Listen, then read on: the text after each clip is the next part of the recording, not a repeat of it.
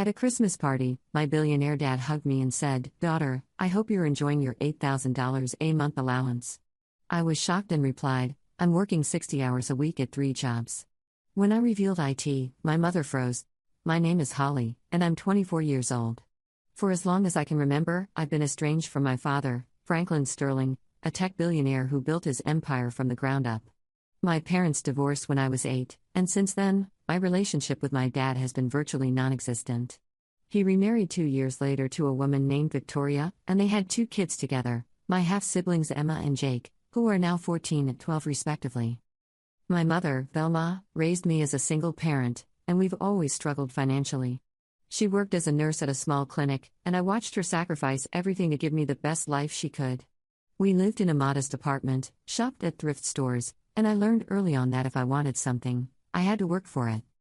When I turned 18, I moved out to attend community college, working multiple jobs to pay for my education and living expenses. It wasn't glamorous, but I was proud of my independence.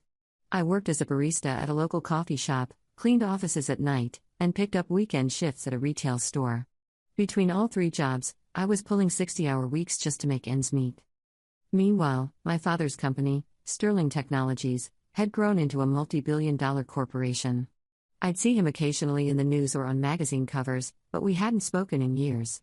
The few times my mother tried to encourage contact, he seemed too busy with his new family and expanding business empire. That's why I was so surprised when I received an elegant invitation to his annual Christmas party. It arrived at my apartment 3 weeks before Christmas, addressed in gold calligraphy. "Franklin Sterling cordially invites you to celebrate the holiday season at Sterling Estate." I stared at the invitation for a long time, unsure what to make of it. My mother encouraged me to go, saying it might be an opportunity to rebuild our relationship. "He's still your father, Holly," she said gently. "Maybe he's realized what he's missing." I was hesitant, but curiosity got the better of me. I spent my last bit of savings on a decent dress from a department store clearance rack, a simple black cocktail dress that I hoped would help me blend in with his wealthy social circle. The Sterling estate was everything I expected and more. The sprawling mansion sat on 20 acres of perfectly manicured grounds, with a circular driveway that could accommodate 50 cars. String lights draped every tree, and the house itself looked like something out of a Christmas movie, with wreaths on every window and a massive tree visible through the front windows. I felt incredibly out of place as I walked up to the front door, watching luxury cars drop off guests in designer gowns and tailored suits. My clearance dress suddenly felt inadequate, but I took a deep breath and rang the doorbell. A uniformed butler answered and welcomed me inside. The foyer was breathtaking: marble floors, a crystal chandelier that probably cost more than I'd make in a year, and fresh flower arrangements that perfumed the air. Classical music played softly in the background, and servers circulated with champagne and hors d'oeuvres. I wandered through the party, feeling like an outsider looking in. I recognized a few faces from business magazines and local news, city council members, other business owners, and what I assumed were my father's wealthy friends and colleagues. Everyone seemed to know each other, laughing and talking about their latest vacation homes or investment opportunities. I finally spotted my father across the room. At 52, Franklin Sterling was still an imposing figure. Tall and distinguished, with salt and pepper hair and an expensive suit that probably cost more than my monthly rent. He was holding court with a group of men, gesturing animatedly as he told what appeared to be an amusing story. It took him nearly an hour to notice me. When he did, his face lit up with what seemed like genuine surprise and pleasure. He excused himself from his conversation and walked over to me, his arms open wide. "Holly. My daughter. I'm so glad you could make it," he said, pulling me into a hug that felt awkward and unfamiliar. "You look wonderful. I hope you're enjoying your $8,000 monthly allowance. You've certainly earned it with all your hard work." I pulled back from the hug, completely stunned. "What allowance?" I asked, my voice barely above a whisper. He laughed, as if I were making a joke. "Come now, don't be modest. The monthly transfers I've been sending for the past 6 years. $8,000 every month, right on schedule. I know it's not much compared to what I give Emma and Jake, but I figured it was appropriate for someone your age." My mind was reeling. $8,000 a month for 6 years. That was exactly $576,000.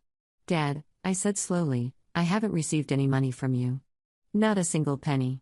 I'm working 60 hours a week at 3 different jobs just to pay rent and buy groceries."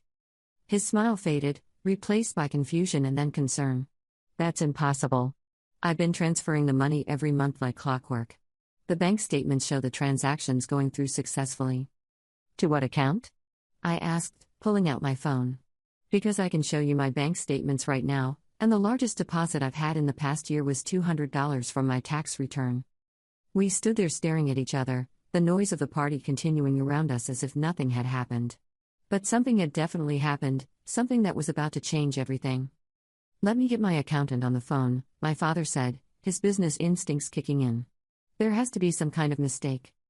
As he made the call, I noticed my mother approaching from across the room. I hadn't even realized she was at the party.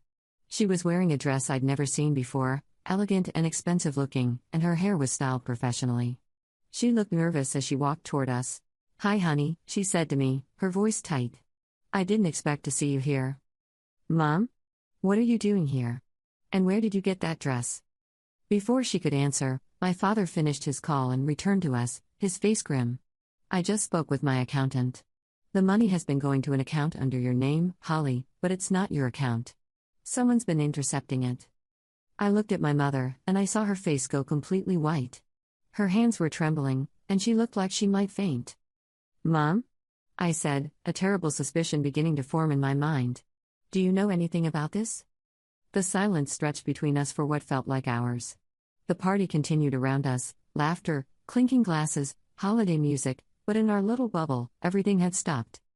Finally, my mother whispered, "Holly, I can explain." "Explain what?" I asked, though I was beginning to understand. I opened an account in your name. When you turned 18. Your father started sending the money, and I've been using it. The betrayal hit me like a physical blow. "You've been stealing from me? For 6 years?" "It wasn't stealing," she said quickly, her voice rising. "I raised you. I sacrificed everything for you. I deserved that money for all the years your father wasn't there, for all the times I had to choose between paying rent and buying you new school clothes. That wasn't your choice to make," I shouted back, no longer caring that we were making a scene. "That money was meant for me. Do you have any idea what my life has been like? I've been surviving on ramen noodles and working myself to death while you've been living off money that was supposed to help me." My father stepped between us, his own anger now visible. "Velma, how could you do this? To your own daughter? Don't you dare judge me, Franklin," my mother snapped. "You abandoned us? You left me to raise her alone while you went off and started your perfect new family. That money was compensation for 18 years of being a single mother. That money was for Holly's education, her living expenses, her future," my father replied coldly.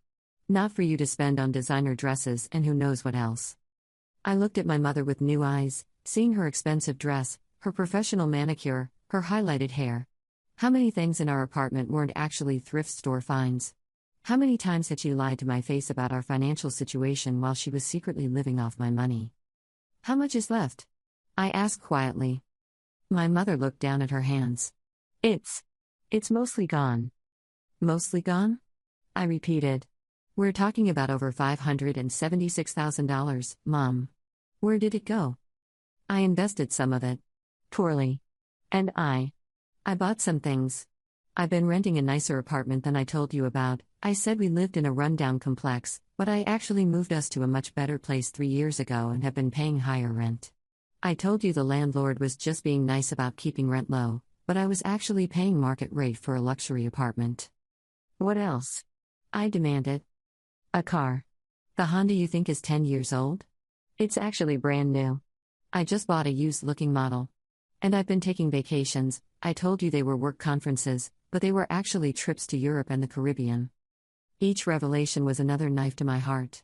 While I'd been wearing shoes with holes in them and eating peanut butter sandwiches for dinner, my mother had been living a secret life of luxury. "I can't believe this," I said, tears starting to flow down my cheeks. "I trusted you. I looked up to you. I thought we were struggling together, and you've been lying to me for years." "Holly, please understand," my mother begged. "I was just trying to give us a better life. After your father left, I was so angry, so hurt. When that money started coming, it felt like justice." "Justice?" I laughed bitterly.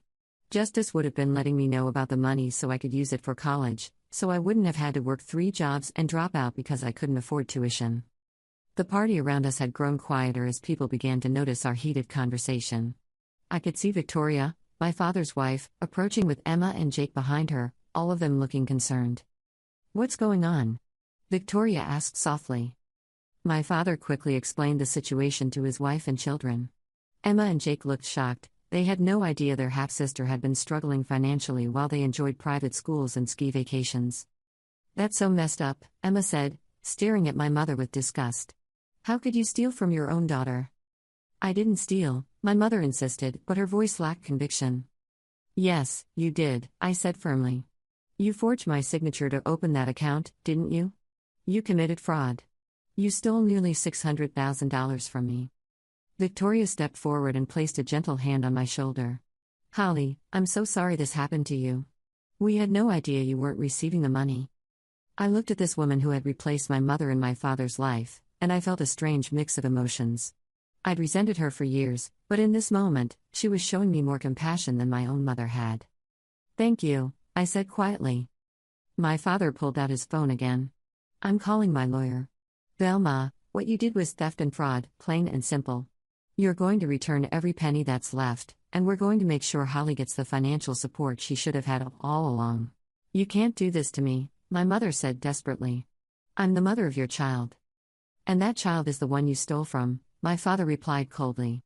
"Being Holly's mother doesn't give you the right to rob her of her future." Over the next few hours, as the party continued around us, the full extent of my mother's deception came to light. She had indeed forged my signature to open the account. She had spent approximately $400,000 over the 6 years, leaving about $200,000 in various investments and assets. My father's lawyer arrived at the party. Apparently, he was also a guest, and began documenting everything. My mother broke down crying, alternating between begging for forgiveness and trying to justify her actions. I raised her alone. She kept repeating, "I sacrificed everything." But I was done listening to her excuses. 24 years old, and I was just learning that my entire adult life had been built on a lie. The struggling single mother narrative, the pride in our independence, the lessons about hard work and earning your way, it was all fake. "I want you to know," I said to my mother as we prepared to leave the party, "that I'm never speaking to you again. You didn't just steal money from me, you stole years of my life. You stole my education, my opportunities, my trust. You watched me work myself to exhaustion and never said a word." "Holly, please," she begged. "I'm still your mother." "No," I said firmly. "A mother doesn't steal from her child. A mother doesn't watch her daughter struggle when she has the means to help. You're just a woman who gave birth to me." My father stepped forward. "Holly, I know this isn't how either of us imagined reconnecting, but I want to make this right. The money Velma stole, I'll replace all of it. And I want to help you get back on your feet. College, living expenses, whatever you need." I looked at him skeptically. "Why now? Where were you for the past 6 years?" He sighed deeply. "I thought I was helping. I thought the money was reaching you and that you were doing well. I should have checked, should have maintained better contact, but I convinced myself that as long as the financial support was there, you were fine.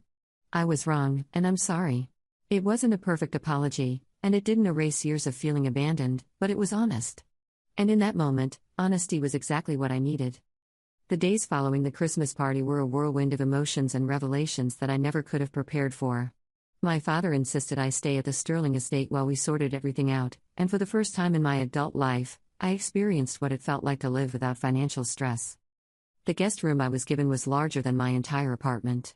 It had a king-sized bed with Egyptian cotton sheets, a marble bathroom with a soaking tub, and a walk-in closet that Victoria quickly filled with clothes she bought for me. "Every young woman needs a proper wardrobe," she said kindly, and I found myself crying at the simple generosity of the gesture. Emma and Jake were surprisingly welcoming. Emma, at 14, was mature beyond her years and seemed genuinely horrified by what my mother had done. "I can't imagine my mom stealing from me," she said one evening as we sat in the family room.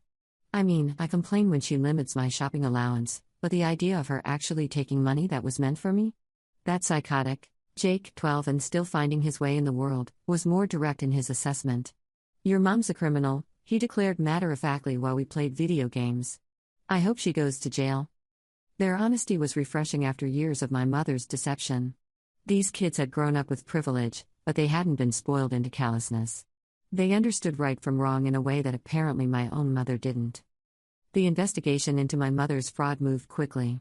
My father's lawyer, Grant Chen, was thorough and ruthless. Within a week, we had a complete picture of my mother's financial crimes, and it was worse than I had initially thought. She didn't just spend the money on personal luxuries, Grant explained during a meeting in my father's home office. She used a significant portion to invest in a failed restaurant venture with her sister. They lost over $100,000 when the business went under last year. I stared at the financial documents spread across the mahogany desk. Aunt Rebecca was in on this? Not exactly, Grant clarified. Your aunt thought your mother had received an inheritance. Your mother lied to her too, but Rebecca didn't question where the money came from when your mother offered to invest in her dream restaurant. Another lie, another person deceived. I wondered how many other people in my mother's life believed false stories about our financial situation. How many times had she portrayed herself as a struggling single mother while secretly living off stolen money? There's more, Grant continued, flipping through his notes. Your mother has been intercepting your mail for years. She had your address officially changed with a postal service to redirect everything to a P.O. box she controls. That's how she's been hiding credit card statements and other financial documents from you. When we investigated, we found she had taken out 2 credit cards in your name over the years. She's been making minimum payments to keep them current, but there's about $22,000 in debt that you didn't know about. The hits just kept coming. Not only had she stolen my allowance, but she had also destroyed my credit and saddled me with debt while intercepting my mail to hide it from me. How is that even legal? I asked. It's not, my father said grimly.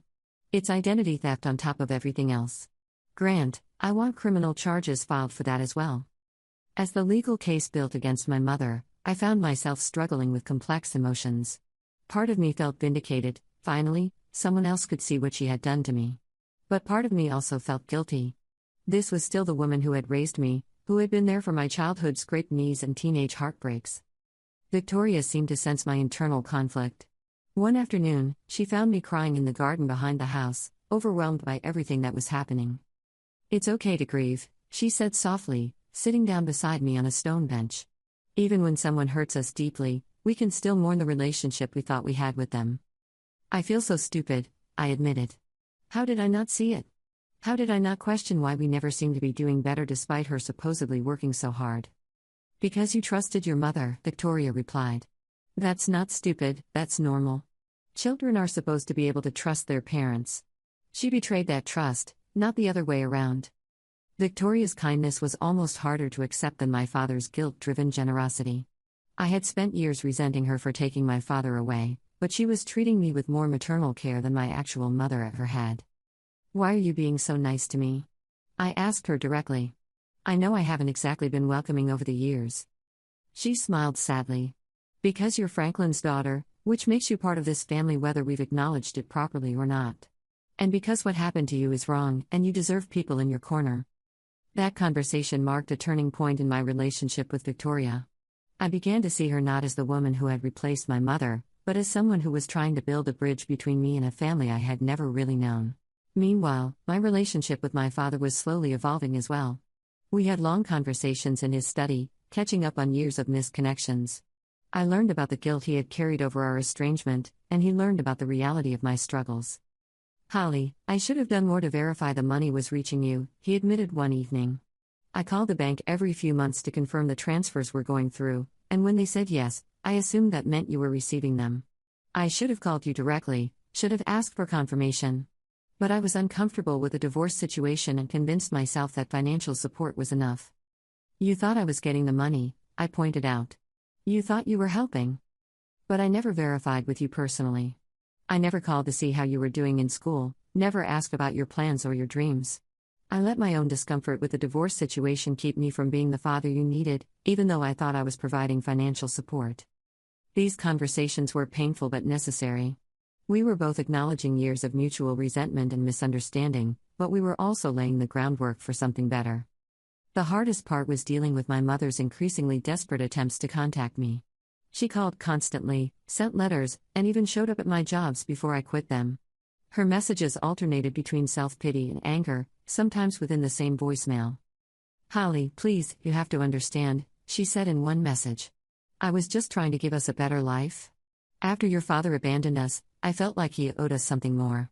I was angry, and I made mistakes, but everything I did was for you.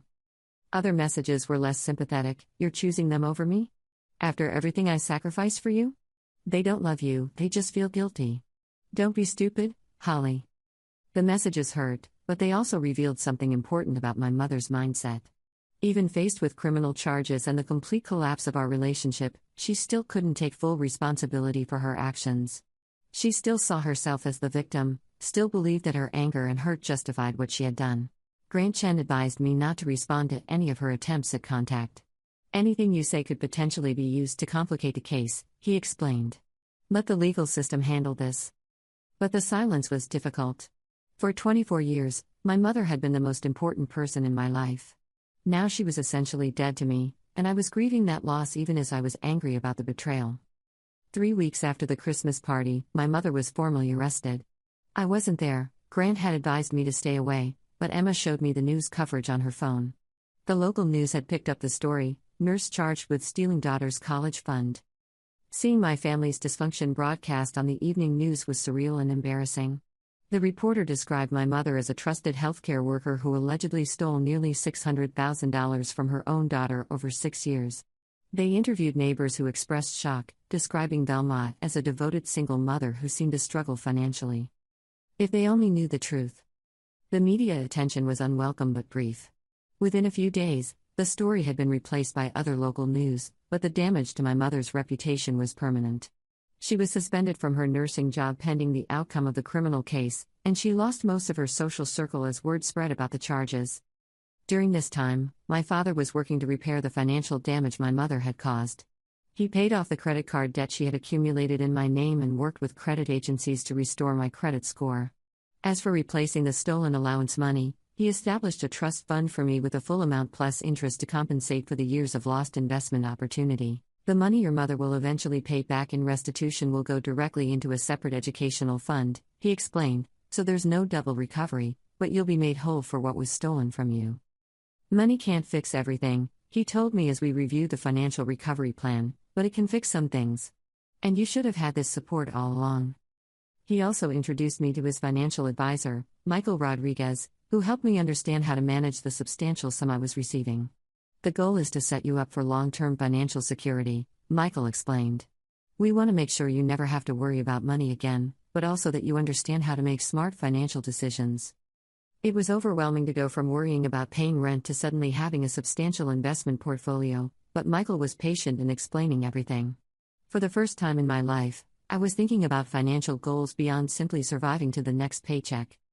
As the weeks passed, I found myself settling into a routine at the Sterling estate. I was still processing everything that had happened, but I was also starting to think about what came next.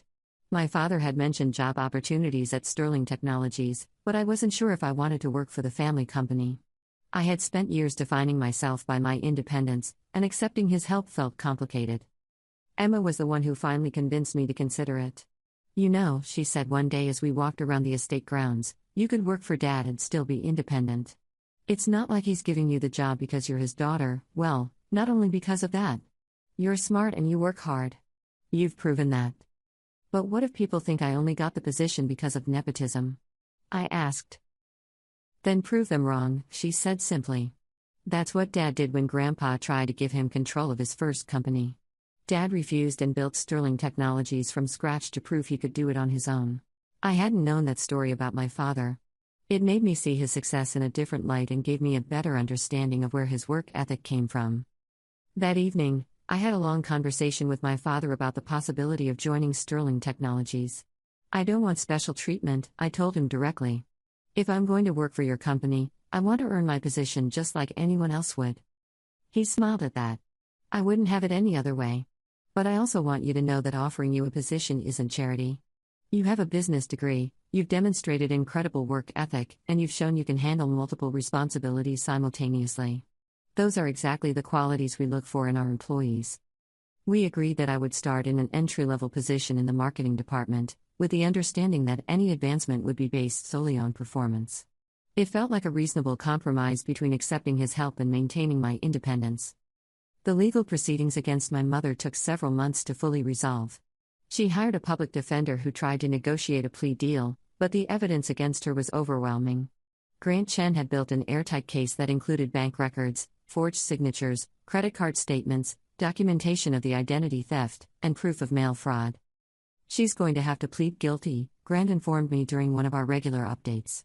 Her lawyer knows they can't win this at trial, so they're trying to minimize the sentence. What are they offering? My father asked. 2 years probation, full restitution for what she can pay back, and a suspended nursing license. She'll also have to perform community service and attend financial responsibility counseling. It seemed like a light sentence for such a massive betrayal, but Grant explained that first-time financial crimes often resulted in probation rather than jail time, especially when the defendant was willing to make restitution. The important thing is that there will be a criminal record, he said. And the restitution order means she'll be legally obligated to repay what she can, even if it takes years. 6 months after that first confrontation at the Christmas party, my mother finally accepted a plea deal. As the sentencing hearing approached, I struggled with whether or not to attend. Part of me wanted to face her one more time, to see if she would finally take full responsibility for what she had done. But part of me also didn't want to give her another opportunity to manipulate me. Victoria offered to come with me if I decided to go.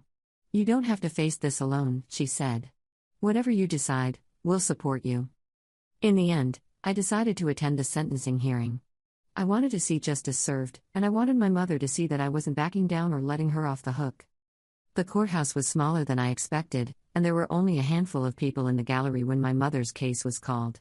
She looked smaller somehow, diminished by the weight of her crimes and the loss of everything she had built with stolen money. When the judge asked if she had anything to say before sentencing, my mother stood up and finally gave what sounded like a genuine apology. Your Honor, I know what I did was wrong, she said, her voice shaking. I stole from my own daughter, and I betrayed her trust in the worst possible way. I let my anger and hurt from my divorce cloud my judgment, and I made terrible decisions that hurt the person I love most in the world. I know Holly may never forgive me, and I understand why. I just want her to know that I'm sorry, and that I will spend the rest of my life trying to make this right. It was the first time she had taken full responsibility without making excuses, and despite everything, it made me cry.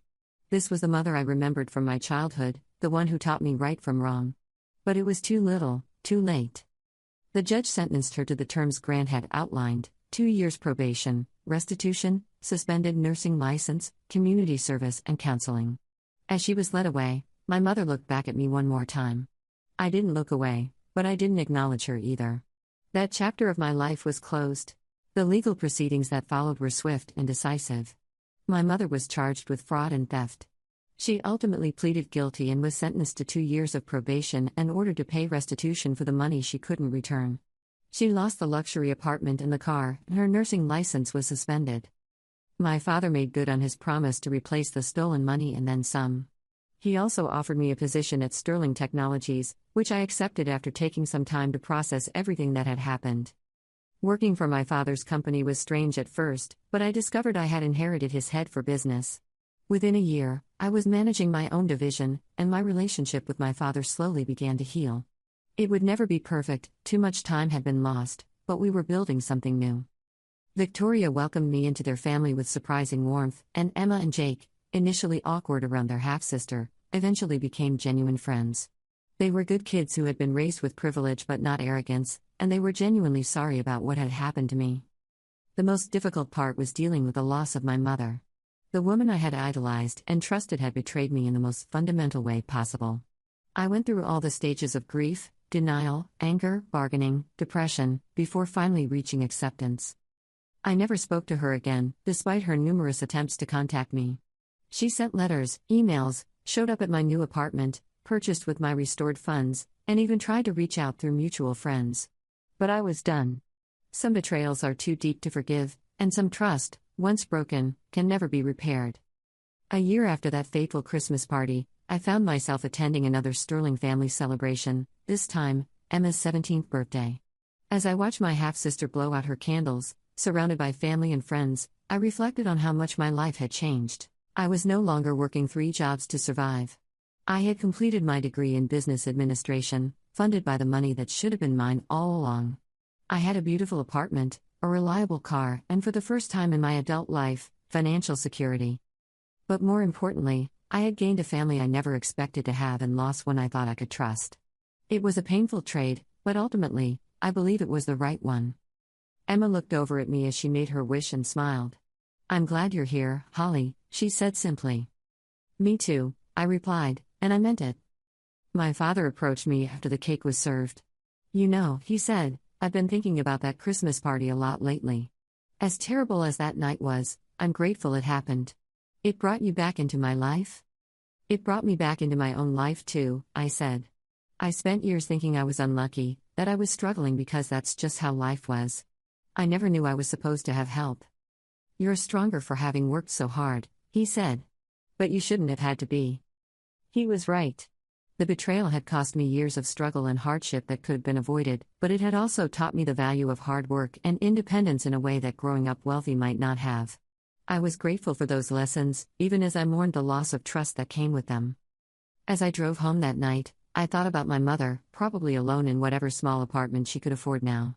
Part of me wondered if I should feel guilty about cutting her out of my life so completely, but I didn't. Some actions have consequences that can't be undone with apologies or excuses. She had made her choice 6 years ago when she decided to intercept that first payment. Every month after that, every time she looked me in the eye and listened to me worry about money, every time she watched me work myself to exhaustion, she made that choice again. She had chosen her comfort over my future, and now she had to live with the consequences of that choice. The irony wasn't lost on me that a Christmas party, supposed to be a celebration of family and togetherness, had been the catalyst for both losing and gaining a family. But sometimes life requires you to lose something false before you can find something real. I pulled into my apartment complex, a nice place in a safe neighborhood that I could actually afford now, and smiled as I looked up at my lit windows. Inside was a home I had built with money that was rightfully mine, furnished with things I had chosen, decorated with photos of my new family and friends I had made through honest relationships. It wasn't the life I had planned, and it certainly wasn't the life my mother had constructed for me through her deception. But it was mine, built on truth instead of lies, and that made all the difference. The woman who had raised me taught me that family was supposed to be the people who had your back no matter what. She was right about that principle, but wrong about who my real family turned out to be. Sometimes the people who share your blood are the ones who hurt you most, and sometimes the family you choose is stronger than the one you're born into. As I settled into my favorite chair with a cup of tea, I thought about what I might wish for if I could go back and change things. Surprisingly, I realized I wouldn't change much. Yes, I would want those years of struggle back, but I wouldn't trade the person that struggle had made me become. I had learned to be self-reliant, hardworking, and resilient in ways that money couldn't have taught me. I had also learned to recognize real love and support when I found it, perhaps because I had experienced what it felt like when those things were absent or false. My phone buzzed with a text from Emma. "Thanks for coming tonight. Love having you as my sister." I smiled and typed back, "Love you too. See you Sunday for family dinner." Family dinner at the Sterling house had become a weekly tradition that I actually looked forward to. Victoria was an excellent cook, and the conversation was lively and genuine. Jake would tell us about his soccer games, Emma would complain about her chemistry teacher, my father would share stories from work, and I would update everyone on my projects and goals. It was the kind of family dynamic I had always imagined but never experienced. We disagreed sometimes, teased each other regularly, and supported each other consistently. It was real in a way that my relationship with my mother, I now realized, had never been. That night, I dreamed about the Christmas party again, something that happened fairly regularly in the months following the confrontation. But this time, instead of ending with betrayal and heartbreak, the dream ended with me surrounded by people who genuinely cared about me, people who would never steal from me or lie to me or watch me struggle when they had the power to help. When I woke up, I realized it wasn't a dream at all. It was my reality now, hard-won and honestly earned. And that made it more precious than any inheritance or allowance could ever be. The mother who raised me used to tell me that everything happens for a reason.